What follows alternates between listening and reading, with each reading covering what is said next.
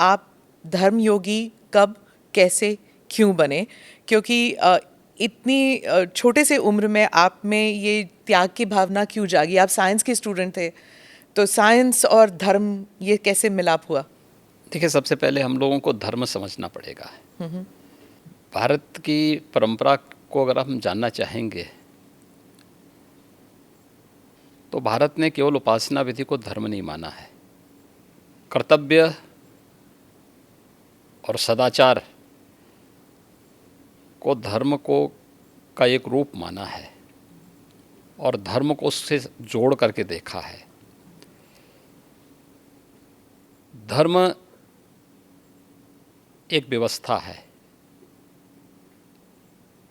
एक way of life है, जिसको आप एक जीवन पद्धति कह सकते हैं। वो जीने की एक कला है। विज्ञान उसके उन्नयन का एक माध्यम है। अध्यात्म उसकी चरम स्थिति, यानी साइंस उसका एक बहुत छोटा सा पार्ट है। हम जब भौतिक दृष्टि से देखते हैं तो साइंस का एक अन्वेषण होता है, एक एक्सपेरिमेंट हो जाता है। लेकिन जब चेतना का विस्तार हम करेंगे तो चेतना का वह विस्तार अध्यात्म की एक नई ऊंचाइयों तक पहुंचाएगा, जहां पे व्यक्ति किसी कार्य का केवल सृष्टा ही नहीं बनेगा बल्कि उसका दृष्टा भी बन सकता है। और यही वैदिक ऋषियों ने किया था जी। इसलिए स्वाभाविक रूप से एक सीमित क्षेत्र और एक सीमित भूमिका के साथ आगे जाने के बजाय उसमें स्वयं प्रवेश करके देखो क्या है, तो बहुत कुछ देखने को मिल रहा है। तो उन चीज़ों को लेकर के इसलिए मैंने अध्यात्म का सहारा लिया और उससे आगे बढ़ कर के फिर उस अन्वेषण की यात्रा हमारी लगी हुई। एक साइंस के स्टूडेंट के साथ साथ एक योगी के रूप में उस दिशा में आगे कार्य कर रहे हैं। नाथ समुदाय के बारे में कुछ बताइए हमें कि उसमें ऐसी क्या बातचीत थी कि जो आप इतनी कम आयु में आप जुड़ गए उस समुदाय से? देखिए, नाथ संप्रदाय भारत का प्राचीनतम संप्रदायों में से एक है। यह भारत की एक उस विशिष्ट साधना पद्धति का प्रतिनिधित्व करता है जो वास्तव में व्यवहारिकता को लिए हुए है और व्यवहारिक दृष्टि है। यद्यपि सभी संप्रदायों की अपने अपने दर्शन हैं, अपने अपने मंत्र हैं, अपनी अपनी पद्धतियाँ हैं, सब में श्रेष्ठता है और उसमें मुझे जो उचित लगा मैंने उस समय वो किया। और उस समय के जो सर्वश्रेष्ठ संतों की परंपरा थी, महंत अवेद्यनाथ जी महाराज को मैंने अपने पूज्य गुरुदेव के रूप में चयन करके मैंने उनसे दीक्षा ली। एक गुरु का मिलना, वो भी एक it's a matter of luck भी कहिए, फेट कहिए। तो जब आप मिले उनसे तो आपको उसी वक्त पता लग गया था कि ये मेरे गुरु बनेंगे? देखिए, पता किसी को नहीं लगता है और ये लक भी नहीं है, ये जन्म जन्मांतर का प्रारब्ध है और ये उसी के साथ जुड़ता है। देखिए, आप जिस घर में पैदा हुए हैं तो आप लिख के थोड़े गए थे, आपका प्रारब्ध था।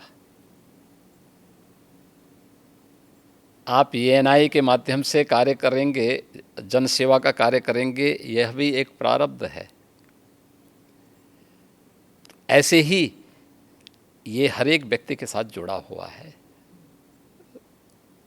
उसके लिए हमें चेतना को अपने विराट विस्तार देना होगा, समझ में सब आ जाएगा। तो जब आपने अपने घर में बताया कि मैं गुरु से मिला हूँ, मैं घर छोड़ के त्याग की ज़िंदगी बिताना चाहता हूँ, तब घर में रिएक्शन क्या हुआ? नहीं, देखिए, कोई माँ बाप इसके लिए अपनी सहमति नहीं देता है, क्योंकि उनका अपना एक दायरा है। उनका एक दायरा है जो उनका एक सीमित क्षेत्र है, उस सीमित क्षेत्र को उसी को बंधन कहते हैं। हमारे यहाँ कहा गया ना, मन एवं मनुष्याणाम कारणम बंध मोक्षयो। व्यक्ति के बंधन और मोक्ष का कारण उसका मन है, जो सोचता है कि मैं जो है, मैं मेरा परिवार, ये जो भावना आती है ना, तो व्यक्ति उस तक सीमित रहता है और यही उसके बंधन का कारण है। जो उस बंधन को तोड़ करके बाहर निकलता है वही उसकी मुक्ति का माध्यम बनता है, उसके मोक्ष का कारण बनता है। और उस बंधन को जो भी तोड़ेगा, ये बंधन हर एक क्षेत्र में व्यक्ति के जीवन में आते हैं।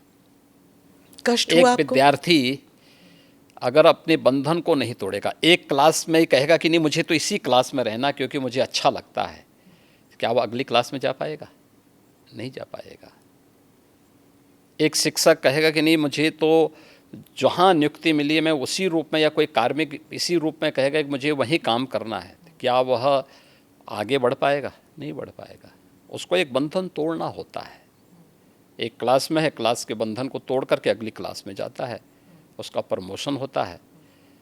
तो हर एक व्यक्ति के जीवन में इस प्रकार की स्थितियाँ आती हैं। एक धर्म योगी से आप फिर राजनीति में आए, उस सफ़र के बारे में बताइए। और एक और सवाल मेरे मन में उठ रहा था, जैसे आप बता रहे थे कि एक इंसान जो दुनियादारी और बंधनों से आप निकल चुके हैं, तो उस वैराग्य से आप अगर राजनीति में आते तो उसमें कॉन्फ्लिक्ट नहीं हुआ आप में?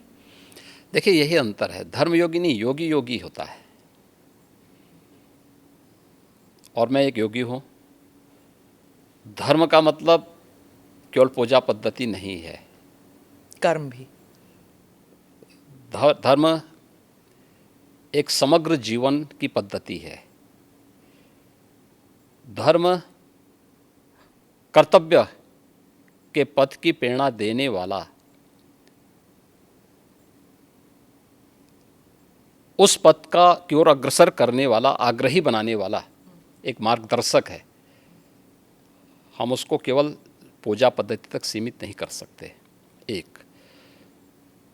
एक योगी के रूप में एक परिवार के बंधन को तोड़ करके समाज के इस विराटता के साथ अपना जुड़ाव हुआ है। इसलिए उस विराटता के साथ जोड़ करके अपने आप को कार्य करना। दूसरा, एक योगी का मतलब ये नहीं कि वह केवल अपने स्वयं की मोक्ष प्राप्त करने के लिए या आध्यात्मिक लाभ के लिए वह अपने आप को सीमित कर ले। अगर समाज के सामने चैलेंज है, कोई चुनौती है, तो उस चुनौती से जूझने के लिए भी अपने आप को तैयार करें। याद रखना, साधना की जो सबसे पहली पद्धति आती है उसमें सेवा है। भक्ति के मार्ग का भी जो नवधा भक्ति की व्यवस्था की गई है भारत की संतों और ऋषियों ने, उसमें पहला मार्ग सेवा है। कोई भी साधक सन्यासी या योगी बनता है तो उसके लिए सेवा के मार्ग का अनुसरण करके ही आगे की दीक्षा का मार्ग प्रशस्त हो पाता है। हम लोग भी जब एक योगी के रूप में सार्वजनिक जीवन में आए तो सार्वजनिक जीवन में किसी पद या प्रतिष्ठा के लिए नहीं, बल्कि इस कार्य के लिए आए कि नहीं, यह एक सेवा का माध्यम है और हम समाज के अंतिम पायदान पर बैठे हुए व्यक्ति की सेवा इस पद पर रह करके अंत्योदय कर सकते हैं और उसी लक्ष्य को लेकर के व्यक्ति कार्य करता है। जी। मैं फिर से उसी बात पे आऊँगी, जब आप घर छोड़ के निकले थे। अभी हाल ही में हमने देखा, एक फ़ोटो आपने ट्वीट किया था और वो वायरल भी हो गया था, जब आप अपने माता से मिलने गए थे। तो उस वक्त आपको कैसा लगा जब आप गए थे?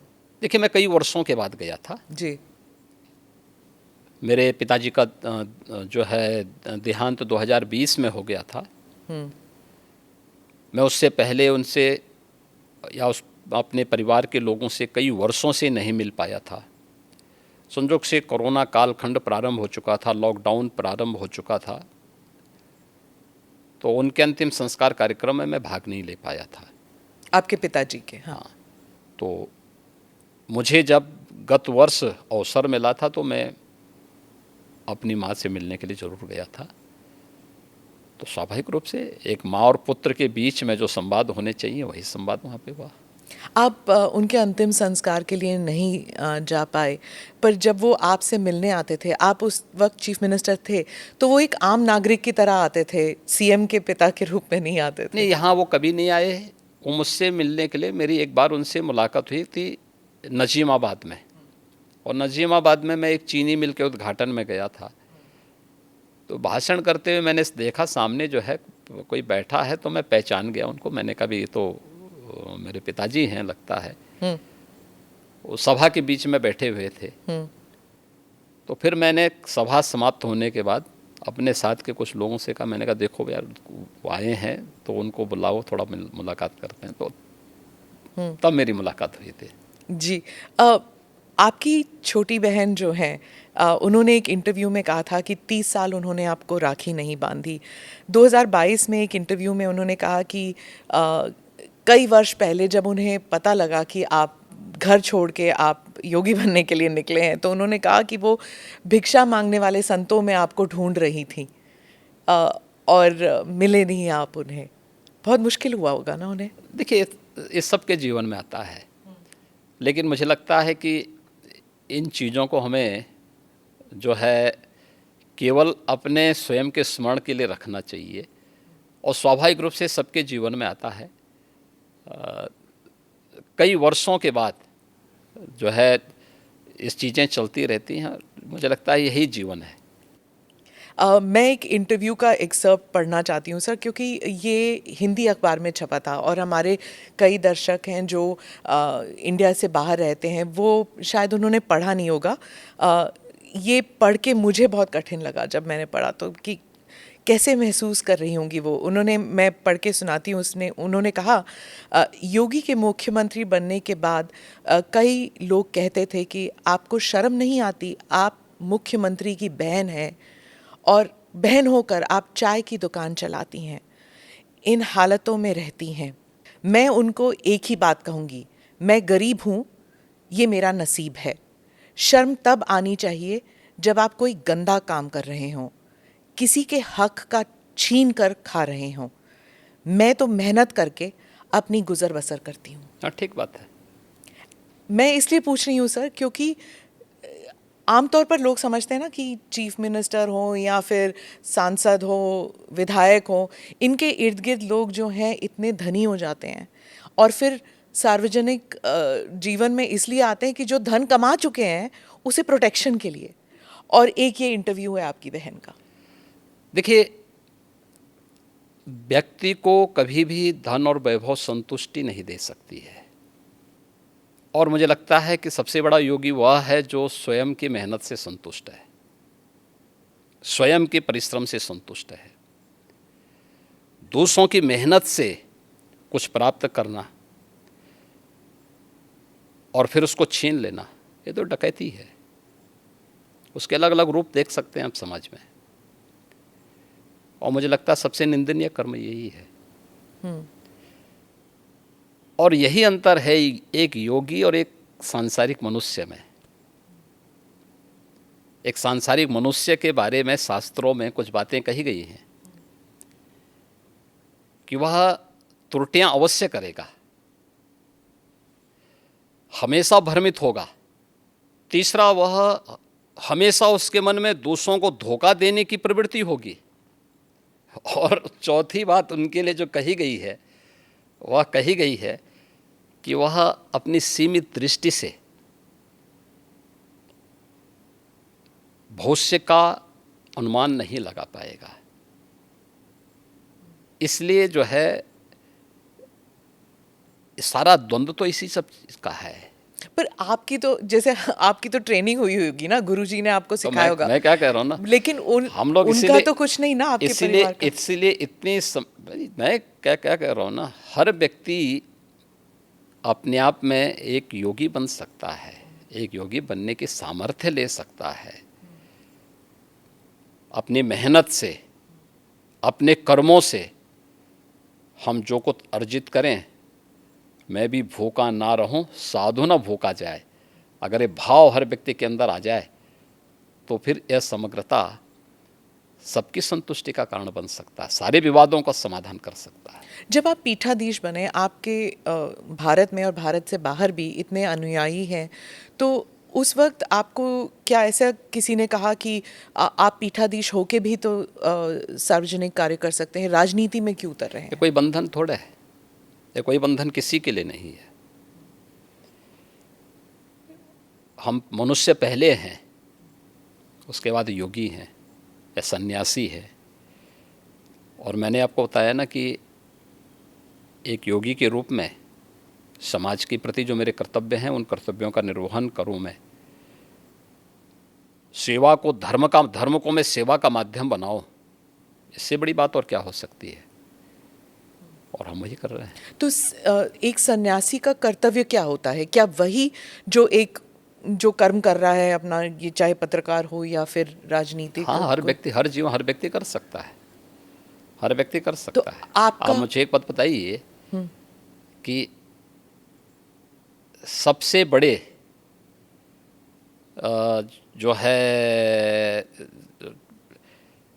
मीडिया के रिपोर्टर के रूप में अगर आप तुलना करें तो महर्षि नारद थे। आप मुझे हैं, थे कि नहीं थे? नारद जी रिपोर्टर, चलिए। सबसे बड़े रिपोर्टर तो ये थे कि वो हर लोक की सूचना, इस लोक की सूचना दूसरे लोगों तक पहुंचा देते थे। वो क्या थे? वो एक सन्यासी तो थे। और मैं एक बात बताऊं कि सन्यासी ने किस कालखंड में अलग अलग क्षेत्रों में प्रवेश करके कार्य नहीं किया हो। मैंने तो पत्रकारिता का उदाहरण आपके सामने दे दिया है, और भी उदाहरण हैं, बहुत सारे ऐसे उदाहरण हैं। तो अब इसको आप कैसे कह सकते हैं, कैसे कह सकते हैं कि नहीं हुए? धर्म के बारे में आप कह रहे थे कि it's a way of life, सिर्फ पूजा पाठ के साथ ना जोड़ा जाए, उसे अलग भी देखना चाहिए। एक बार आपने कहा था, लेकिन आपके साथ जैसे आपकी जो वेशभूषा है, इसलिए क्या लोगों ने आपको ये नहीं कहा कि अब आप सन्यासी की वेशभूषा जो है वो अलग कर दीजिए, अब आप राजनीति में जा रहे हैं, संसद में जा रहे हैं? हमारे यहाँ कोई ड्रेस कोड पॉलिटिक्स में नहीं है। ड्रेस कोड इसमें नहीं होता था ना, सफेद पोशाक पहने हुए तो, हाँ, तो गांधी टोपी पहन लिया और तो ठीक है, पहने, उसके अनुरूप आचरण भी करें ना। देखिए, यह वेशभूषा हमारी इसलिए है, लोगों की दृष्टि में हमेशा बने रहें और लोग हमारे विचलन पे उंगली भी उठा सकें और विपरीत परिस्थितियों में साथ में खड़े भी हो सकें। और इसीलिए इस प्रकार की वेशभूषा को एक चैलेंज के रूप में स्वीकार किया जाता है हमेशा। कैसे? ये एक दृष्टि भी देती है और साथ साथ व्यक्ति को पतन के गर्त से बचाने के लिए भी उसे हमेशा सचेत भी करती है। और इस दृष्टि से हम लोग हमेशा उसके प्रति कैसे? मैं चैलेंज समझी नहीं कि कैसे चैलेंज इसलिए है क्योंकि जो व्यक्ति इससे पहले जो आपने नेता की परिभाषा की है, उस वेशभूषा में रहते थे, उनके कर्मों को भी दुनिया जानती है। दुनिया ने उस सब कुछ देखा है, अपनी आंखों से देखा है। और हमारे सामने भी चैलेंज है कि हमें अपने आप को परफॉर्म करके साबित करना है, जिससे हमारी पार्टी को, हमारे नेतृत्व को और हमारे इस बाना को भी कटघरे में न खड़ा होना पड़े। पर जब आप भगवा वस्त्र धारण करके आप संसद में जाते हैं और उसके बाद आप चीफ मिनिस्टर बनते हैं, तो एक ग्रुप है जो समझता है कि ये बहुत ही राइट विंग है, ये बहुत ही हिंदुत्ववादी हैं और हर चीज़ को भगवा कर दिया, तो फिर मतलब it's only for Hindus, he is a chief minister only for Hindus. ये इंटरनेशनली भी लिखा जाता है, अखबारों में ऑपेड एडिट्स आते हैं कि ये बहुत ही एक्सट्रीम राइट विंग है, एक्सट्रीम हिंदुत्ववादी हैं। उनके कपड़ों से ही पता लग रहा है कि हर चीज़ भगवा है। देखिए, मैं पिछले 6.25 वर्ष से अधिक समय से उत्तर प्रदेश का मुख्यमंत्री हूँ जी। हमारी पार्टी और हमारे नेतृत्व ने मुझे 2017 में, मार्च 2017 में दायित्व दिया था। और 2017 से उत्तर प्रदेश में कोई दंगा तो नहीं हुआ, मुझे एक बात बताइए, दंगा होता था तो केवल हिंदू मरता था क्या? केवल हिंदू की संपत्ति चलती थी? अगर दंगा होता था, अगर हिंदू मरता था तो मुस्लिम भी मरते थे। हिंदू व्यापारी की संपत्ति जलती थी तो उसके सटे हुए मुस्लिम व्यापारी की संपत्ति भी जलती थी। अगर गुंडे किसी हिंदू बेटी के लिए खतरा थे तो मुस्लिम बेटी के लिए भी उतना ही खतरा थे। कर्फ्यू लगता था और व्यापार प्रभावित होता था तो व्यापार तो पूरे बाजार का और पूरे मार्केट प्रभावित होती थी ना, एक व्यक्ति नहीं प्रभावित होता था। परसेप्शन खराब हुआ था तो यूपी का खराब हुआ था ना। पहचान का संकट यूपी के हर नागरिक के सामने आया था ना, केवल हिंदुओं के सामने नहीं आया था। इसलिए यह एक वह स्थिति है। 6 वर्ष में दंगा नहीं हुआ। आज आप देख रहे हैं यूपी में ना, 6 वर्ष में कोई दंगा नहीं हुआ, 6 वर्ष में कोई कर्फ्यू नहीं लगा, 6 वर्ष में सारे पर्व और त्यौहार शांतिपूर्ण तरीके से संपन्न हुए। ये बड़ी बड़ी बातें करने वाले लोग देखें तो कैसे चुनाव होने, नगर निकाय का चुनाव और पंचायत चुनाव यूपी का, विधानसभा का चुनाव यूपी का, और वेस्ट बंगाल में भी पंचायत के चुनाव हुए थे, क्या हाल हुए थे। वे लोग वेस्ट बंगाल बनाना चाहते हैं देश को, जिस प्रकार से वेस्ट बंगाल में भी टीएमसी की गवर्नमेंट ने किया था। दोनों में अंतर है। हमने ढोंग नहीं किया, कोई पाखंड नहीं किया। हर एक को चुनाव लड़ने का अधिकार, उसका अधिकार है भाई, उसको मिलना चाहिए।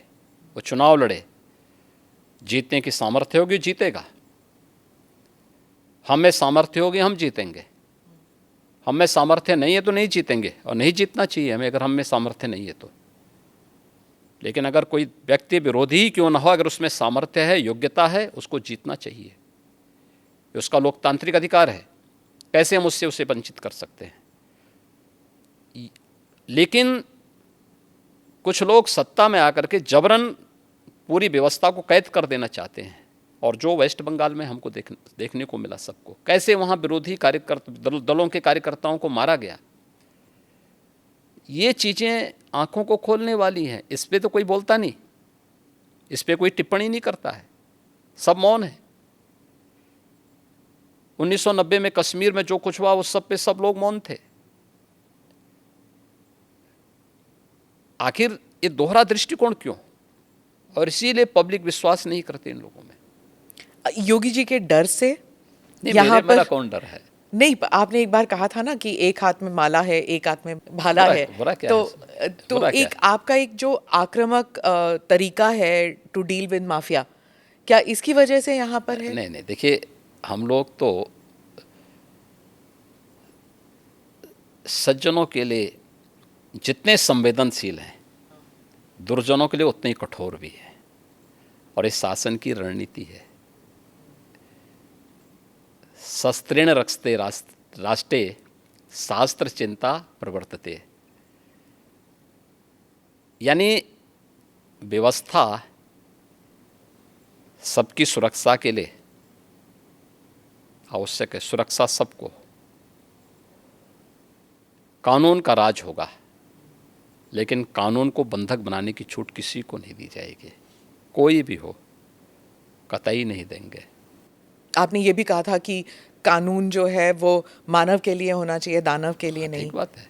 पर एक कॉन्स्टिट्यूशनल डेमोक्रेसी में सर, हर जीव जंतु के लिए कानून एक जैसा होना चाहिए। मतलब शेर भी शिकार कर सकता है, गाय के लिए भी उतना ही हक तो है। क्या आप शेर को रोकते हैं क्या? नहीं तो आप शेर को बोलिए ना जंगल में जाके, नहीं रोक सकते। वही नहीं, मैं आप बोले ना कि शेर महाराज शिकार मत करिए, आपको हम रोटी खिलाएंगे, जाइए रोटी खिलाइए। तो वही मैं कह रही हूँ कि कानून में मैं वही कह रहा हूँ, वह एक वहाँ की नेचुरल व्यवस्था है, और वह नेचुरल व्यवस्था, दंड का प्रावधान, यह एक व्यवस्था का प्रावधान है। और वह व्यवस्था, वह प्रावधान कानूनन ही लागू होती है, गैर कानूनी तरीके से नहीं लागू होती। तो चीफ मिनिस्टर कैसे तय कर सकते हैं कौन मानव है, कौन दानव? चीफ मिनिस्टर कहाँ तय करते हैं? चीफ मिनिस्टर तो एक बात बोलते हैं कि भाई देखो शांति बनी रहनी चाहिए। हम तो हमेशा शांति का उपदेश देते हैं। कुछ लोग तो नहीं मानते कि आप शांति, सिर्फ शांति, मतलब आप बुलडोज़र बाबा, ये सब आपके साथ, आपके नाम के साथ जुड़ा हुआ है, और आपका जो एक सिस्टम बना है, बाकी चीफ मिनिस्टर्स भी उसको कॉपी करने लग गए हैं। मुझे एक बात एक जगह बताइए। आप बुलडोज़र बाबा हैं तो वहाँ बुलडोज़र मामा भी आ गए हैं अब। मुझे एक बात बताइए, इतने बड़े प्रदेश में इंफ्रास्ट्रक्चर का डेवलपमेंट होना चाहिए कि नहीं होना चाहिए? जी। और क्या इंफ्रास्ट्रक्चर के लिए क्या आज भी हम कुदाल और फावड़ा लेकर के जाएंगे कि हमें उसके लिए बुलडोजर और आधुनिक मशीनें चाहिए? बुलडोज़र बाबा उसके लिए नहीं कहा जाता आपको सर, आप भी ओह, जानते हैं। अब इंफ्रास्ट्रक्चर के मार्ग में कोई बाधक होगा? यहाँ पहले होता क्या था? कोई कार्य स्वीकृत होता था, अभी पैसा अलॉट हुआ नहीं कि माफिया जाके ज़बरदस्ती हड़प करके सामान गिरा देते थे। अब लैंड का अलॉटमेंट हो रखा है कि यह हाईवे यहाँ से अयोध्या के लिए बनना है, ये बाराबंकी होते हुए बनना है, तो सत्ता प्रायोजित माफिया क्या करते, कहते नहीं नहीं अब ये यहाँ से नहीं बनेगा, हमारी सुविधा इधर से है, हम इसको यहाँ से बना करके वो अपना वहाँ पे मिट्टी और गिट्टी सब गिराना प्रारंभ करते थे, आधा दोरा काम छोड़ के पैसा निकाल लेते थे। ये सत्ता में बैठे हुए लोगों की हिम्मत नहीं थी कि उन माफियाज को रोक सके। आप मुझे बताइए, इस माफिया के लिए बुलडोज़र चला करके उसको ध्वस्त करके जो अलॉटमेंट सरकार ने तय कर रखा है इस पे ही हाईवे बनेगा और उसी पे नियम के अनुसार कार्य होगा, ये तय करना इस सरकार का काम है या नहीं है? यही सरकार का कार्य है और सरकार यही कर रही है। पर जैसे आपके प्रदेश में 19% मुसलमान पॉपुलेशन है, और कई लोग कहते हैं, उस समुदाय के लोग कहते हैं कि आप वो बुलडोज़र को उनके घरों को तोड़ने में इस्तेमाल करते हैं। किसी कोई निर्दोष मुस्लिम आके बता दे कि मैं निर्दोष था, मेरे साथ अन्याय हुआ है, कोई बता दे, कोई नहीं बोल सकता। और फिर न्यायपालिका तो सबके लिए खुली है ना। SSS तो ट्रिपल टाइम सरकार, तो SSS तो उसी का उदाहरण है। तो फिर तीसरी बार के लिए भी आप कोशिश करेंगे? मैं कोशिश नहीं करूंगा, हमारी पार्टी कोशिश करेगी। पर चीफ मिनिस्टर तो आप ही बनेंगे ना? नहीं, मैं क्यों बन सकता हूँ? भारतीय जनता पार्टी का कोई भी कार्यकर्ता बन सकता है। अच्छा, क्योंकि ऐसी अटकलें लगाई जा रही थी, क्योंकि आपने कहा था कि जब आप पहले टर्म में आपको कुछ अफसर ने कहा था कि आप अयोध्या मत जाइए, विवाद हो सकता है, और आपने कहा कि अगर सत्ता चली भी जाए तो कोई बात नहीं। अब आपने ये 2-3 बारी कहा कि सत्ता चली जाएगी, त्याग देंगे। जब ऐसी बातें होती है तो फिर अटकलें लगाई जाती है कि शायद योगी जी दिल्ली की तरफ देख रहे हैं, या फिर दिल्ली से न्योता आया है। देखिए, ये उदाहरण उन प्रसंगों को लेकर के होते हैं जहाँ पे विरासत को आगे बढ़ाने का एक जज्बा सामने आता है। 2017 के पहले अयोध्या की क्या स्थिति थी, हर एक व्यक्ति जानता था। एक जद्दोजहद के साथ जब हम लोग उस समय अयोध्या की यात्रा करते थे तो बहुत सारे बैरियर हुआ करते थे, बुनियादी सुविधाओं का अभाव था, और अयोध्या अपनी पहचान के लिए मोहताज थी। 2017 में भारतीय जनता पार्टी की डबल इंजन की सरकार उत्तर प्रदेश में बनी, और उत्तर प्रदेश में सरकार बनने के बाद उन चुनौतियों से भी हमें का भी सामना करना था। जो आज़ादी के बाद से लगातार जिन भावनाओं को दबाया गया था वहाँ पे, साथ साथ अयोध्या का समग्र विकास भी करना था, लेकिन अयोध्या को उसकी पहचान भी देनी थी। और उसी में एक बड़ा तबका ऐसा था जो ये मानता था कि हमें इस प्रकार के मुद्दों को नहीं टच करना चाहिए क्योंकि ये विवाद हो सकता है। देखिए, आप सत्ता में रहेंगे तो आपके लिए अनुकूल वातावरण भी होगा, प्रतिकूल भी होगा। अनुकूल और प्रतिकूल के बीच में समन्वय बना करके जब हम आगे बढ़ते हैं तो ही कुछ परिणाम दे पाएंगे, और अयोध्या के साथ भी यही हुआ। हमने कहा भी ठीक है, विरोध होता है तो होने दीजिए, देखेंगे। अयोध्या जाएंगे, कोई एक कार्यक्रम का शुभारंभ करेंगे जो अयोध्या की पहचान बन सके। दीपावली तो अयोध्या से जुड़ी हुई थी, दीपोत्सव। और दीपावली के आयोजन को एकदम विस्मृत सा कर दिया गया था अयोध्या में ही। तो हमने दीपोत्सव के आयोजन के साथ फिर उसकी पहचान को वहाँ दिलाई। तो हम लोगों ने वहाँ पे मर्यादा पुरुषोत्तम भगवान श्री राम के प्रति और सरयू मैया के प्रति दीपोत्सव के माध्यम से जो कृतज्ञता ज्ञापित की थी, उसका परिणाम आज नई अयोध्या के रूप में सबके सामने है, जिसको देख करके हर व्यक्ति अभिभूत होता है। तो प्रधानमंत्री जी का जो विजन विरासत के प्रति है, उसका मूर्तमान स्वरूप आज अयोध्या में भी देखने को मिलता है। आज आप देख रहे होंगे, जिस अयोध्या में साल भर में कुछ लाख लोग आते थे, आज करोड़ों लोग वहाँ पहुँच रहे हैं। व्यवसाय वहाँ फल फूल रहा है, लोगों को अनेक अवसर प्राप्त हो रहे हैं। तो हम लोग अपनी सत्ता की चिंता करें और अपनी विरासत को विस्मृत कर लें, तो मुझे लगता है कि ये हम न्याय नहीं कर पा रहे हैं, अपने साथ भी, अपने समाज के साथ भी और अपने देश के साथ भी। योगी जी, आपने डबल इंजन सरकार का जिक्र किया। अखिलेश जी कहते हैं डबल इंजन क्या, अब तो इंजन एक दूसरे को नमस्ते तक नहीं करती। हाँ, देखिए, ये उनके संस्कार थे। हमारे यहाँ हम विरासत को सम्मान दे करके अपनी वर्तमान लीडरशिप को भी सम्मान करते हैं और अपने पूर्वजों के प्रति भी सम्मान का भाव रखते हैं। लेकिन जिनके आदर्श औरंगजेब हों तो उनका आचरण भी उसी प्रकार का जरूर होगा, और लोगों ने देखा भी अपनी आंखों से। आप क्यों कहते हैं कि उनका औरंगजेब उनके लिए आदर्श हैं? क्योंकि वो औरंगजेब को महिमा मंडित कर रहे हैं। वे सब लोग उस कैटेगरी में खड़े हो चुके हैं। उनके नेताओं ने मुंबई से लेकर के लखनऊ तक, ये सभी लोग तो महिमा मंडन करने वाले लोग हैं। तो जिनका जैसा आदर्श होगा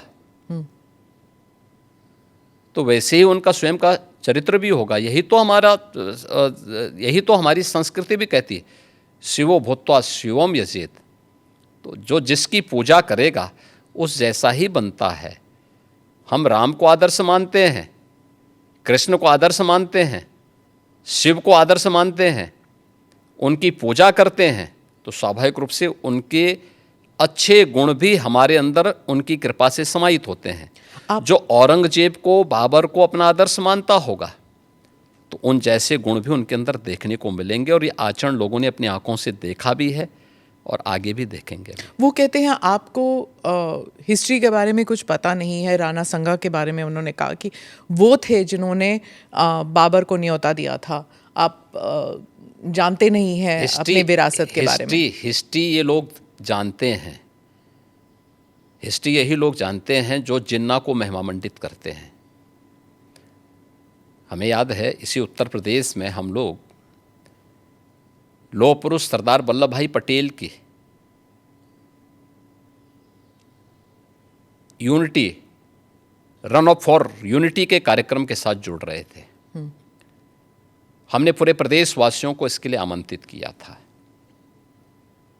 सरकार भी थी, भारतीय जनता पार्टी भी थी, सभी दलों को हमने आमंत्रित किया था। एक तरफ सरदार वल्लभ भाई पटेल जो भारत की एकता के आदर्श हैं, भारत की एकात्मता के शिल्पी हैं, हम उनके प्रति श्रद्धा का भाव व्यक्त कर रहे थे, और ये लोग जिन्ना को महिमा मंडन कर रहे थे। तो ये वही कैटेगरी है, ये वही ब्रीड है जो बाबर से लेकर के औरंगजेब तक और जिन्ना तक को महिमा मंडन करते हैं। तो देश के प्रति इनके भाव क्या होंगे, भारत की विरासत के प्रति इनके भाव क्या होंगे, भारत के महापुरुषों के प्रति क्या इनके भाव क्या होंगे, ये अंदाज़ा इसी से लगाया जा सकता है। और ये लोग अवसरवादी भी हैं, इनको पलटी मारने में कोई देर नहीं लगेगी।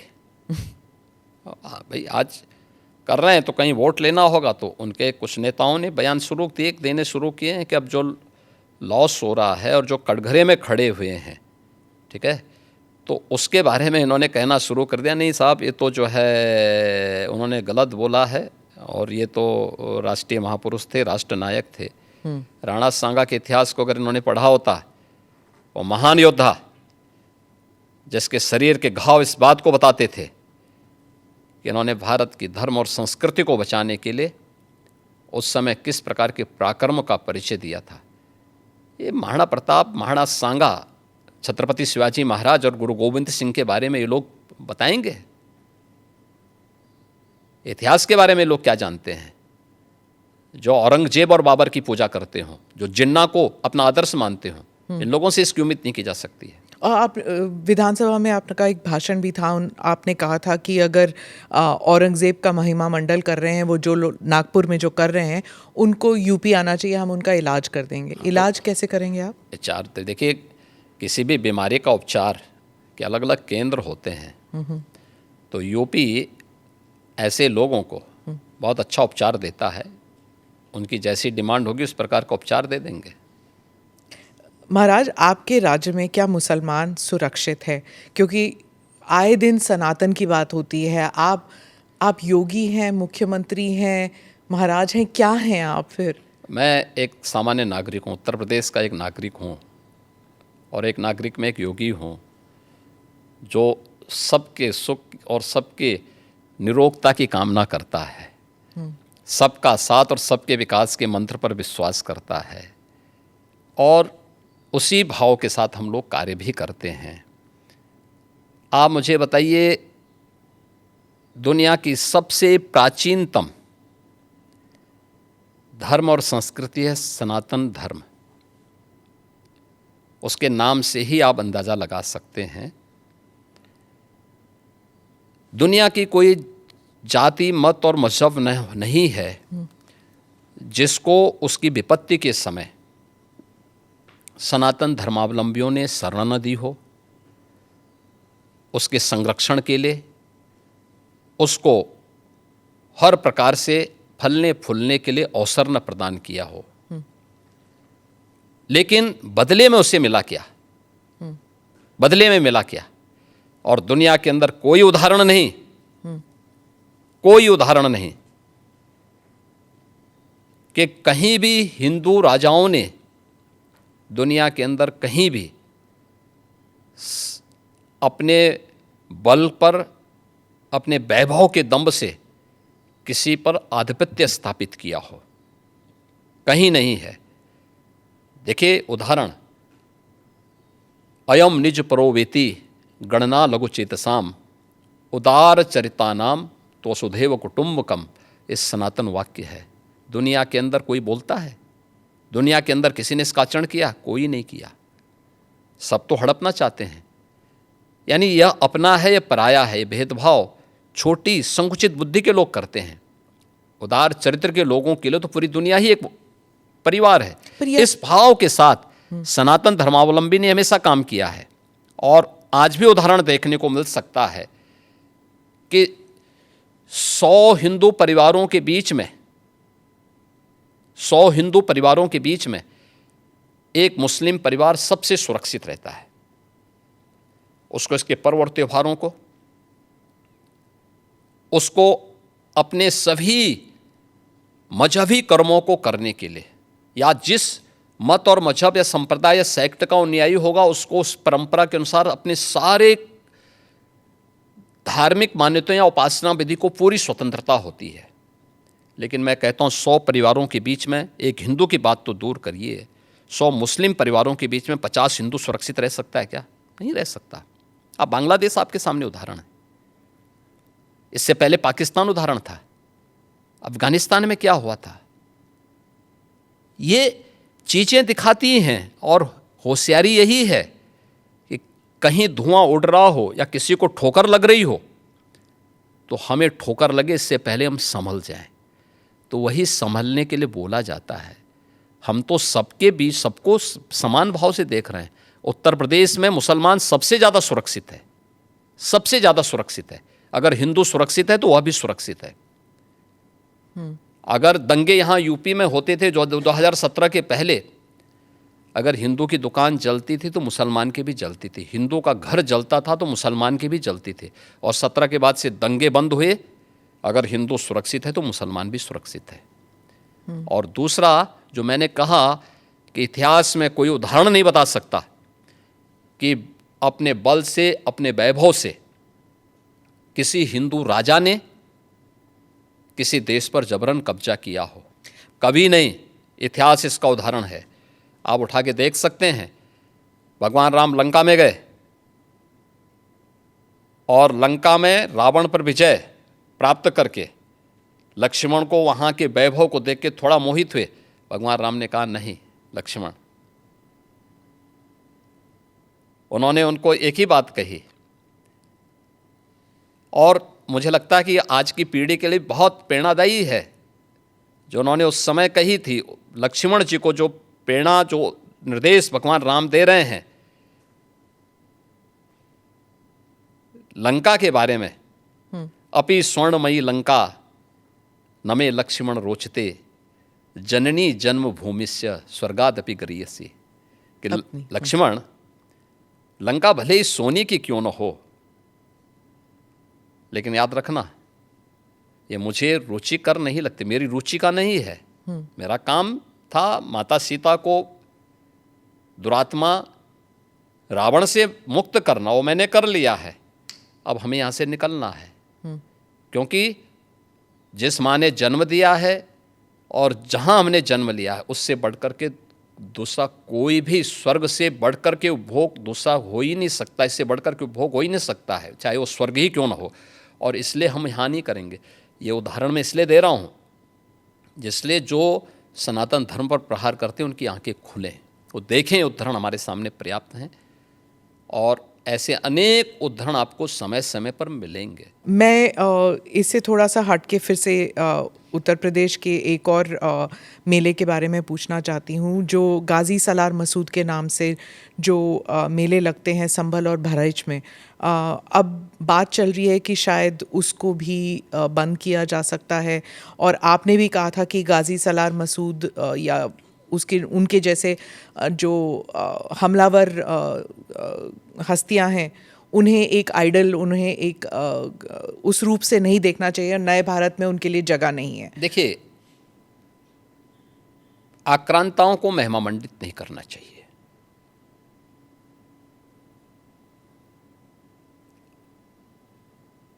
ये भी हमें मालूम होना चाहिए कि ये आक्रांता विदेशी थे। इन्होंने भारत की आस्था पर प्रहार किया, भारत की बहन बेटियों की इज्जत के साथ खिलवाड़ किया, भारत को लूटा। इसका महिमा मंडन आस्था का अपमान है, इनका महिमा मंडन मातृशक्ति का अपमान है। इनका महिमा मंडन करके हम देश का अपमान करते हैं, और मुझे लगता है कि यह कोई भी भारतीय स्वीकार नहीं करेगा। याद करना, यही वे आक्रांता थे जिन्होंने देश के अंदर जबरन धर्मांतरण को आगे बढ़ाया था। देश के अंदर आज भी बहुत सारे मुस्लिम परिवार ऐसे हैं जो अपने पूर्वजों की परंपरा का जो विस्मरण करते हैं, और 6 पीढ़ी पहले, 8 पीढ़ी पहले बहुत सारे लोगों ने डॉक्यूमेंट तैयार रखे हुए हैं कि उनके पूर्वज कोई ना कोई हिंदू था। तो मुझे लगता है उस समय किन्हीं कारणों से उनको अगर इस्लाम स्वीकार करना पड़ा है, तो उन आक्रांताओं की क्रूरता से कोई जजिया कर नहीं दे पाया, कोई जो है अपने स्वयं के परिवार को बचाने के नाम पर, कोई अन्य उसके नाम पर। मुझे लगता है कि हम लोगों को इसको स्वीकार नहीं करना चाहिए कि आक्रांता का कहीं महिमा मंडन हो। पर कुछ तो ट्रेडिशन का मतलब क्या होता है? ट्रेडिशन के लिए आप फतेह करते थे। गाजी को तो कहीं, गाजी तो यहाँ उत्तर प्रदेश में कोई भी युद्ध जीता नहीं था। देखिए, सालार मसूद गाजी वही है जिसने मोहम्मद गजनवी के साथ भगवान सोमनाथ के मंदिर को लूटने और तोड़ने का काम किया था।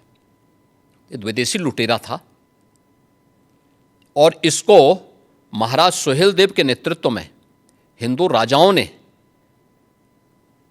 जिस कार्य के लिए हकदार था, जिंदा खड़ा करके इसको पूरी तरह जलाया था। इस्लाम में सबसे क्रूर मौत मारी जाती है। जिसका वो हकदार था, उसने जितना अत्याचार किया था, हिंदू धर्म और संस्कृति को तोड़ करके, आस्था पर प्रहार करके, बहन बेटियों की इज्जत के साथ खिलवाड़ करके, वही व्यवहार उसके साथ उस समय हिंदू राजाओं ने किया था। तो जय जयकार तो महाराज सुहेलदेव की होनी चाहिए और पूजा महाराज सुहेलदेव की होनी चाहिए, न कि सालार मसूद गाजी की। इसीलिए कहते हैं ना कि मुसलमान खतरे में है, जो ओवैसी कहते हैं आपके राज्य में, क्योंकि जो ट्रेडिशन चलते आए हैं आप उनको हटाना चाहते हैं, जो उनके जिनके लिए वो पूजनीय समझते हैं आप उनको कह रहे हैं कि वो गद्दार हैं, उनको हटाना चाहते हैं आप। इसलिए मुसलमान इससे खतरे में नहीं है, इनकी वोट बैंक की राजनीति खतरे में है। जिस दिन अपने पूर्वजों को भारतीय मुसलमान समझ जाएगा, इन सब के बोरिया बिस्तर बन जाएंगे। इसलिए अपने बोरिया बिस्तर को दुरुस्त रखने के लिए लोग इस प्रकार की भड़काऊ बातें को कहते हैं। भारत के मुसलमानों को याद रखना होगा, वे तभी सुरक्षित है जब हिंदू सुरक्षित है, हिंदू ट्रेडिशन सुरक्षित हैं, उसी के साथ उनकी भी सुरक्षा निहित है। तो हिंदू कहाँ खतरे में है? हाँ, तो हिंदू कश्मीर के अंदर क्या हुआ था, अभी बांग्लादेश के अंदर क्या हुआ है, पाकिस्तान के अंदर क्या हुआ है। महाराज आप यहाँ पे जाएंगे, आप बांग्लादेश जाएंगे, आप पाकिस्तान जाएंगे, कहाँ जाएंगे? 1947 के पहले पाकिस्तान और बांग्लादेश दोनों भारत के हिस्से थे जी। इतिहास है, इस सच्चाई को आप भी जानती है, मैं भी जानता हूँ, पूरा भारतीय जानता है। हम उस सच्चाई को कैसे भूल सकते हैं?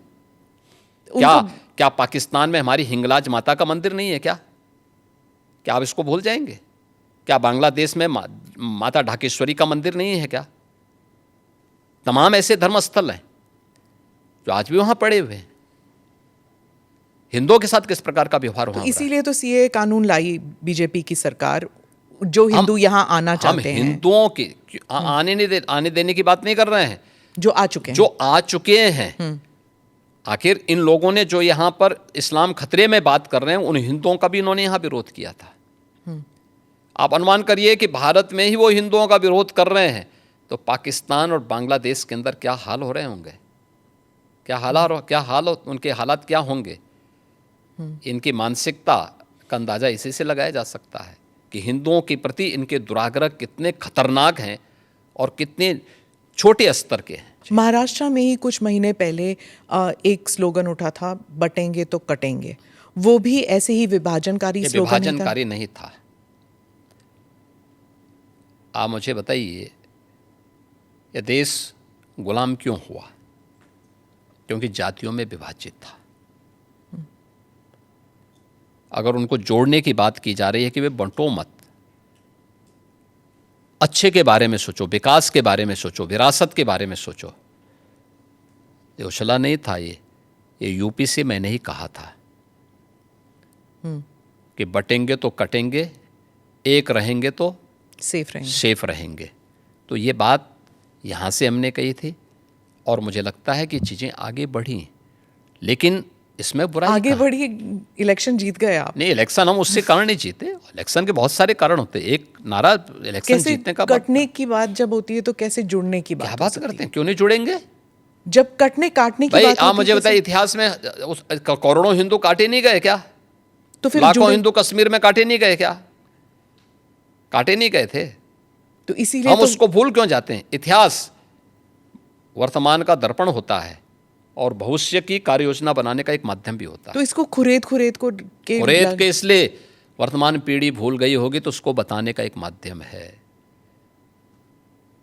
और ये बताना पड़ेगा हमें, ये हमारा दायित्व भी है। पर ये खुरेदने से क्या दंगे वंगे नहीं होंगे? दंगे कैसे होंगे? फिर दंगाइयों का उपचार भी तो है। दंगों से वो डरेगा जो उन दंगाइयों के सामने घुटने टेक करके नाक रगड़ते हैं। उनको घुटनों के बल चलने के लिए हम मजबूर कर लेते हैं और ठीक भी करते हैं उनको। ये जो आपका जो दबंग स्टाइल है, नहीं, दबंग स्टाइल नहीं, ये हमारी शराफत का स्टाइल है। हाँ, आप ये कहते हैं, लेकिन अखिलेश जी और जो उत्तर प्रदेश के बाकी नेता हैं वो यही कहते हैं कि आप जो कह रहे हैं कि प्रशासन और लॉ एंड ऑर्डर जो कंट्रोल में है, ये सिर्फ लीपापोती की जाती है। वो उनके सोशल मीडिया हैंडल पे रोज़ तो मुझे कहता हो लिस्ट आता है। मैं क्या कर रहा हूँ? आप मुझे बताइए, 66 करोड़ लोग प्रयागराज में आए। आपकी एएनआई की तो पूरी टीम वहाँ कवरेज कर रही थी, कई कैमरे आपके लगे हुए थे। आपने किसी श्रद्धालु को ये कहते हुए सुना है कि साहब मेरे साथ लूट हुई है? नहीं। किसी बहन और बेटी को ये कहते हुए सुना कि उसके साथ छेड़खानी हुई है। कहीं पे किसी को ये कहते हुए, किसी व्यापारी को कहते हुए सुना गया कि उससे जबरन किसी ने पैसा मांगा है। किसी व्यक्ति को अपहरण की कोई शिकायत वहाँ आई क्या इन 45 दिनों में? आप मुझे बताइए, इससे बड़ा उदाहरण और क्या हो सकता है? भाई हमारी कितनी भी फोर्स रही होगी वहाँ पे, तो फोर्स तो एक सीमित संख्या में थी ना। 50,000 के आसपास हमारी फोर्स वहाँ पे थी, और प्रतिदिन 28, 29 और 30 इन 3 दिनों में 15 करोड़ श्रद्धालु आए थे। 29 के पहले यानी 28 के पहले प्रतिदिन 1 करोड़ से कम श्रद्धालु थे। 50,000 से लेकर 60,000, 50 लाख से लेकर 60 लाख तक आते थे। और 29 के बाद से फिर ये बढ़ता गया, और 3 फरवरी के बाद से यानी बसंत पंचमी के बाद से यह और तेज़ी के साथ आगे बढ़ा। संख्या 1.5 करोड़, 2 करोड़, 1.5 करोड़, 2 करोड़ की पर डे की आ रही थी। हाँ। लेकिन कहीं आप लोगों ने सुना? कोई बात नहीं थी। दूसरा, 25 करोड़ की आबादी का राज्य,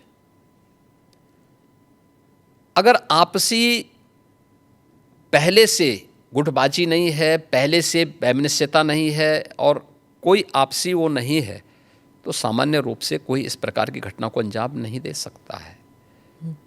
यह लिपापोती नहीं, ये वास्तविकता है।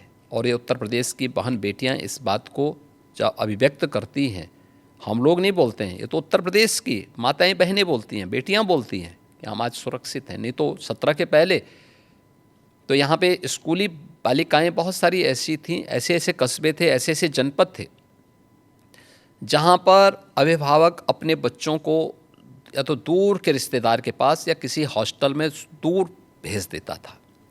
आप मुझे बताइए, जब उस बेटी को माँ बाप का संरक्षण मिलना है बचपन में, तब वो दूर हॉस्टल में जा कर के पढ़ने के लिए मजबूर है। आज मुझे प्रसन्नता है कि डबल इंजन की भारतीय जनता पार्टी की सरकार के कारण वह बेटी अपने माँ बाप के संरक्षण में अपने घर से स्कूल जाती है और घर में वापस आती है। आज वो अपने को सुरक्षित महसूस करती है। और मैं तो एक बेटी से मिलने के लिए कैराना गया था। मैं जब उस परिवार में गया था 2015 में, उस परिवार के अभिभावक की हत्या हुई थी। वो एक व्यापारी परिवार था, और जब उस परिवार से मिलने के लिए गया था, वह परिवार यहाँ से भाग करके सूरत चला गया था। 18 में वापस आया, तो वापस आने पर फिर से उन्होंने व्यापार शुरू कर रहे थे, तो मैं वहाँ गया था फिर मिलने के लिए, पूछने के लिए कि भाई आप क्यों भागे थे और फिर वापस आए हैं। तो उस परिवार ने मुझे बताया, उस परिवार ने कहा साहब हमारे जो परिवार का मुखिया थे उनकी तो हत्या कर दी गई 15 में, 2015 में, तब दंगों में। श्री अखिलेश यादव उस समय, दंगों के पहले अखिलेश यादव उस समय चीफ मिनिस्टर थे यहाँ पे, ये दंगों के बाद की बात है। और पहले फिरौती वसूली गई, फिर उसके बाद उनकी हत्या की गई थी। इसके बाद वो परिवार को जब कोई पुलिस संरक्षण नहीं मिला, क्योंकि वहाँ के ज़्यादातर हिंदू परिवार पलायन कर गए थे, कराना छोड़ करके भाग चुके थे। लेकिन सरकार जब आई, सरकार ने जब ऐसे आपराधिक तत्वों के खिलाफ सख्ती शुरू की, हमारी सरकार आने के बाद, तो बहुत सारे परिवार वापस आना शुरू हुए। तो उनकी प्रॉपर्टी पे बहुत सारे दंगाइयों ने कब्जा करके रखा हुआ था, तो उन कब्जों को खाली, बहुत सारे लोगों ने तो सरकार बनते ही कब्जे खाली कर दिए थे। बाकी जो बचे हुए थे तो उनको हमने वसूली के साथ कब्जे खाली भी करवाए, और ये सारी कार्रवाई वहाँ पे संपन्न हुई। तो उस परिवार से मैं मिलने के लिए गया था, क्योंकि उस परिवार के एक प्रमुख सदस्य की हत्या हुई थी और उसके बाद ही किराना का पलायन शुरू हो गया था। उस परिवार में 6ठी क्लास में पढ़ने वाली एक बालिका थी। मैं उस परिवार में गया तो मैंने उस बेटी से पूछा, मैंने कहा कौन क्लास में पढ़ती? उसने कहा 6ठी क्लास में। मैंने कहा स्कूल जाने में भय नहीं लगता है? उसने कहा नहीं, अब तो नहीं लगता है।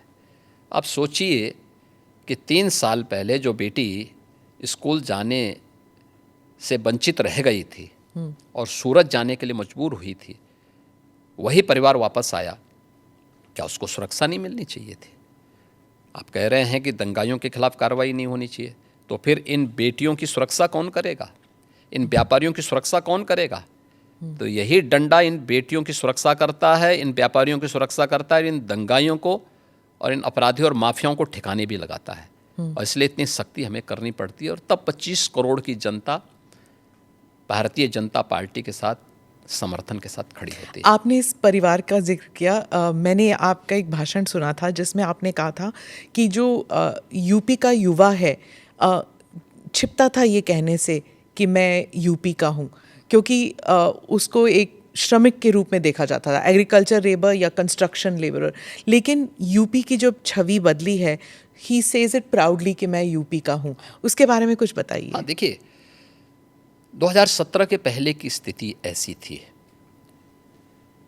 उत्तर प्रदेश का ये नाम सुन करके ही उसको किसी नौकरी के लिए जाता था, उसको बाहर कर दिया जाता था। उत्तर प्रदेश का नाम सुन करके ही होटलों में कमरे नहीं मिलते थे, रूम नहीं मिलते थे, धर्मशाला में जगह नहीं मिलती थी, लोग किराएदार नहीं बनने देते थे, लोगों को अपनी पहचान छुपानी पड़ती थी। आज मैं कह सकता हूँ उत्तर प्रदेश का युवा हो, अन्नदाता किसान हो, या किसी भी सेक्टर का कोई व्यक्ति आज पहचान के लिए मोहताज नहीं है। और ये पहचान के लिए जो मोहताज नहीं है, आज वो कहीं जाता है तो कहीं भी देश के अंदर कहीं जाता है, दुनिया के अंदर कहीं जाता है, अगर वह यूपी का नाम लेगा तो लोगों के मन में, अगर वह धार्मिक आस्थावान व्यक्ति है तो अयोध्या, काशी, प्रयागराज या यहाँ के धर्मस्थल याद करके बड़े सम्मान के साथ लोग उसको देखते हैं। यूपी के नाम से, यूपी के इंफ्रास्ट्रक्चर से लोगों के मन में होता, अच्छा ये वहीं से आए हैं। तो यूपी जो पहले एक श्रम शक्ति माना जाता था, एक लेबर के रूप में यहाँ की एक पहचान थी कि यहाँ के लोग एक सामान्य उसके साथ जुड़ेंगे, आज वही यूपी विरासत की शक्ति के रूप में और अर्थ शक्ति के रूप में देश के अंदर और दुनिया के अंदर अपनी पहचान बनाई। आप तो फिल्म जगत से भी लोगों को बुला रहे हैं यहाँ पर। हमारी फिल्म सिटी, यहाँ पे यूपी के अंदर एक फिल्म सिटी का निर्माण का कार्य प्रारंभ हो रहा है और उस पर सारी कार्रवाई आगे बढ़ चुकी है। और मुझे लगता है कि कला का सम्मान किया जाना चाहिए और कला के उसी सम्मान को आगे बढ़ाने के लिए हम लोगों ने इस प्रक्रिया को आगे बढ़ाया है। डिलिमिटेशन पर जो दक्षिण के राज्य हैं वो थोड़े नर्वस कह लीजिए, वो कहते हैं कि पॉपुलेशन के आधार पर रिप्रेजेंटेशन नहीं होना चाहिए। वो कह रहे हैं कि उनकी जो पहचान है वो खतरे में है। देखिए, माननीय गृह मंत्री जी ने इस मामले में बहुत स्पष्टता के साथ कह दिया है और ये केवल स्टालिन के नाम ने जो बैठक की है केवल एक राजनीतिक एजेंडा है उनका। मुझे लगता है कि माननीय गृह मंत्री जी के वक्तव्य के बाद इस पर कोई भी प्रश्न नहीं खड़ा होना चाहिए। तमिलनाडु में ही हिंदी भाषा को लेकर काफ़ी विरोध हो रहा है।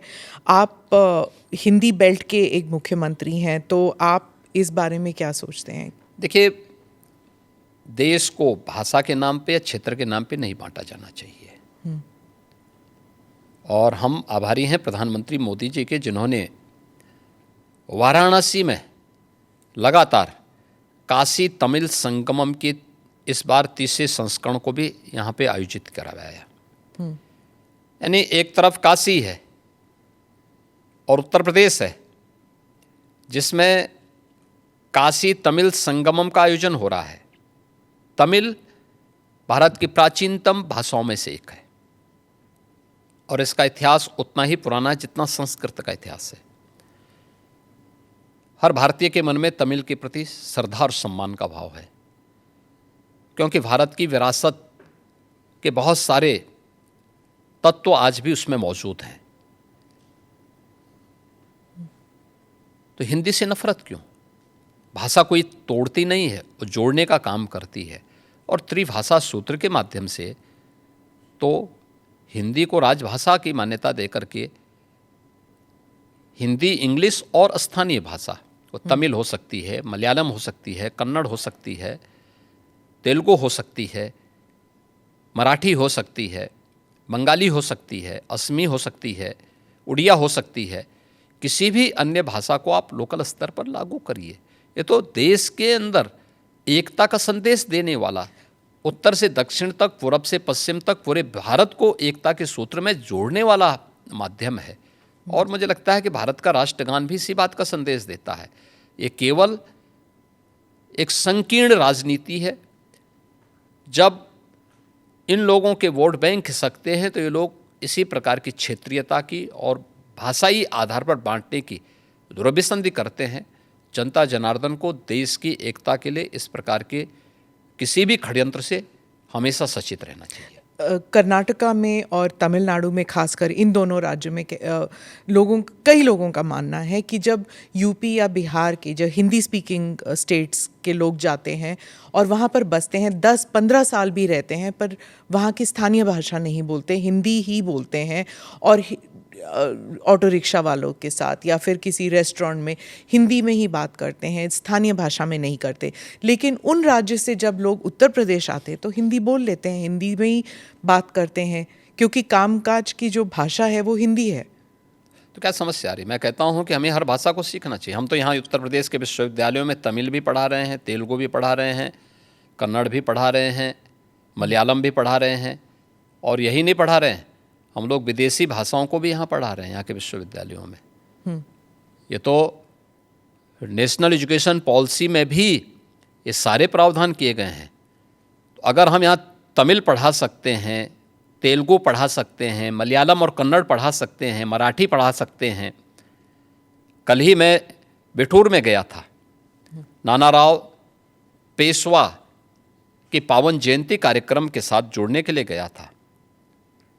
बिठूर महोत्सव के साथ हमने भारत के इस 1857 के प्रथम स्वातंत्र समर के इस महानायक के सम्मान के साथ बिठूर महोत्सव को जोड़ा था। नानाराव पेशवा के ही महल में बचपन में महारानी लक्ष्मीबाई ने तीरंदाजी भी सीखी थी, युद्ध कला सीखी थी, और वहीं से उन्होंने युद्ध के सारे गुण सीखने के बाद फिर 1857 में अंग्रेजों को परास्त किया था। अगर हम इन सभी भाषाओं को उत्तर प्रदेश के विश्वविद्यालयों में पढ़ा सकते हैं तो तमिलनाडु के विश्वविद्यालय में भी अगर हिंदी पढ़ा दी जाए, क्या बुरा है? मुझे लगता है कि हमें थोड़ा विराट स्वरूप रखना चाहिए देश के लिए। कुछ क्षण तो देश के लिए निकालो। चंद्रबाबू नायडू ने भी यही कहा कि जितनी भाषाएं सीखना चाहते हैं आप सीखना चाहिए। अच्छी बात की, हम अभिनंदन करते हैं जी। मैंने 2024 के बाद, चुनावों के बाद, और जितनी अधिक भाषा सीखेंगे उतने अधिक रोजगार के अवसर भी खुलेंगे। जी, हैदराबाद के लिए उन्होंने वही किया था अपने पिछले टर्म में। अच्छी बात है, और इसीलिए हैदराबाद आज एक हब बना है। राहुल गांधी हर राज्य में जाके यही कह रहे हैं कि राष्ट्रीय स्वयंसेवक संघ सभी भारतीयों को एक जैकेट में, एक विचार, एक सोच, एक एजुकेशन, एक किस्म से to go forward in life, एक ही रूल है, एक ही एग्जाम्पल है, और भारत में ये नहीं चलेगा। भारत में डाइवर्सिटी बहुत है। क्या एक भारत और श्रेष्ठ भारत नहीं बनना चाहिए? तो अलग अलग तरीके होते हैं, अलग अलग रास्ते होते हैं। कौन से रास्ते होते हैं उनसे पूछना चाहिए ना। तो क्या कर रहे थे 6 दशक तक? पूछे ना अपने नाना से भी और अपने दादी से भी, अपने पिताश्री से भी। क्यों नहीं पूछा इन्होंने? क्यों नहीं उन्होंने उस समय किया? जो काम पिछले 10.5 वर्ष के अंदर मोदी जी ने करके दिखाया है, जिसमें पूरे भारत की स्वीकृति है, पूरा भारत का व्यापक जन समर्थन मोदी जी को प्राप्त हो रहा है, ये काम क्यों नहीं कांग्रेस ने कर लिया? अयोध्या के विवाद को तो हमेशा भी विवादी बने रहने देना चाहते थे। काशी की संकरी गलियों में गांधी जी के नाम पे जिंदगी भर राजनीति कर रहे हैं, लेकिन 1916 में काशी की संकरी गलियों को लेकर के गांधी जी ने टिप्पणी की थी काशी में, और बहुत कड़ी टिप्पणी की थी। क्यों नहीं उन्होंने राष्ट्रपिता महात्मा गांधी के उस सपने को साकार किया? वो मोदी जी ने ही साकार किया है। क्यों नहीं 3 तलाक की कुप्रथा को कांग्रेस ने समाप्त किया? क्यों नहीं कुंभ के आयोजन को इतनी भव्यता के साथ और दिव्यता के साथ कांग्रेस ने आगे बढ़ाया? क्यों नहीं देश के अंदर इंफ्रास्ट्रक्चर के वर्ल्ड क्लास मॉडल को कांग्रेस देने में क्यों विफल रही है? एक भारत श्रेष्ठ भारत के ये सभी अवसर हैं, और अयोध्या में आज तो राम मंदिर का निर्माण भी हो गया, एक नई अयोध्या के दर्शन सबको हो रहे हैं। जिस रूप में पूरा अयोध्या के प्रति लोग लालायित दिख रहे हैं, लाखों लोग प्रतिदिन आ रहे हैं दर्शन करने के लिए। राहुल गांधी तो भारत जोड़ो के लिए निकल पड़े थे, उन्होंने 2 यात्राएं की, तो फिर उनको क्यों आप कह रहे हैं कि वो विभाजनकारी काम करते हैं? देखिए, इनका भारत जोड़ो भारत तोड़ो अभियान का हिस्सा है। ये जहाँ जाते हैं, दक्षिण में जाएंगे तो उत्तर भारत की निंदा करेंगे, उत्तर में आएंगे तो दक्षिण की निंदा करेंगे, भारत से बाहर जाएंगे तो भारत की निंदा करेंगे। इसलिए इनके आचरण को देश समझ चुका है। लेकिन भारत की राजनीति में भारतीय जनता पार्टी के लिए राहुल जैसे कुछ नमूने जरूर रहने चाहिए, जिससे एक रास्ता हमेशा के लिए साफ होता रहे, अच्छा रहता बना रहे। आखिर में एक सवाल, आपने $1 ट्रिलियन इकोनॉमी की बात कही उत्तर प्रदेश के लिए, लेकिन पर कैपिटा इनकम अभी भी उस स्तर का नहीं है। तो ये दो जो अलग अलग चीज़ें हैं, इनको आप कैसे एकजुट करेंगे? देखिए, उत्तर प्रदेश जैसे राज्य में यह एक चुनौतीपूर्ण कार्य था और आदरणीय प्रधानमंत्री जी ने विजन हम लोगों के सामने रखा था। हम लोगों ने प्रधानमंत्री जी के प्रेरणादायी नेतृत्व में इस पर कार्य करना प्रारंभ किया। आज हमारी सरकार के 8 वर्ष पूरे हो रहे हैं। इसमें से 3 वर्ष के दौरान तो कोविड महामारी के साथ जूझते हुए हमारे व्यतीत हुए, लेकिन उस सब के बावजूद डबल इंजन की भारतीय जनता पार्टी की सरकार ने पिछले 8 वर्ष में, अगर जो तथ्य हैं, जो आंकड़े हैं, वह मैं आपके सामने रखता हूं, 1950 से लेकर के यानी 1947 से लेकर के 2017 तक, इन 70 वर्षों में उत्तर प्रदेश की जो अर्थव्यवस्था थी, जीएसडीपी थी, वह 12,75,000 करोड़ की थी और आज यह अर्थव्यवस्था 27.5 लाख करोड़ को पार कर चुकी है। यानी पिछले 8 वर्ष में, यानी जो 70 वर्षों में जितने हम पहुंचे थे, उससे दुगनी से अधिक हमने सफलता प्राप्त की है 8 वर्ष में, और वह भी तब जब 3 वर्ष कोविड महामारी से जूझते हुए हम लोगों ने कार्य किया है। पर कैपिटा इनकम 1947 से लेकर के 2017 तक कुल पहुंच पाई थी 46,000 तक। आज यह लगभग 1,10,000 तक पहुंची है। मेरा ये मानना है, उत्तर प्रदेश प्रकृति और परमात्मा की कृपा का, असीम कृपा का प्रदेश है।